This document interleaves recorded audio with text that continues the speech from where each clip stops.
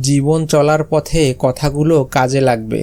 কখনো বাসে জানালার পাশে বসে মোবাইল টিপবেন না, কখন নিয়ে যাবে টের পাবেন না।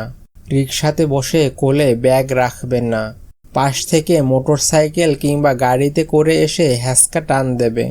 রাস্তায় কিছু খাবেন না, কিছুই না। দূরপাল্লার যাত্রা হলে বাড়ি থেকে খাবার নিয়ে আসুন অথবা প্যাকেটজাত কিছু খান। পাশের যাত্রী কিছু দিলে না খান, তাতে কি? হয়তো যে পানি বা ডাব কিনলেন বা অন্য কিছু, তাতেই থাকতে পারে ঔষধ। ট্রেন জার্নিতে দরজার পাশে দুই বগির পাশে দাঁড়াবেন না, কিংবা যতই ভালো লাগুক দরজায় দাঁড়িয়ে সিগারেট খাবেন না। ট্রেনের ছাদে চলাচল যতই রোমান্টিক লাগুক, যে গ্যাংগুলো ছিনতাই করে তারা খুবই নির্দয় এবং বেপরোয়া। অনেক যাত্রীর লাশ পাওয়া যায় সারা দেশের ট্রেন লাইনের আশেপাশে। বেশিরভাগই বেওয়ারিশ হিসেবে দাফন করে ফেলা হয়।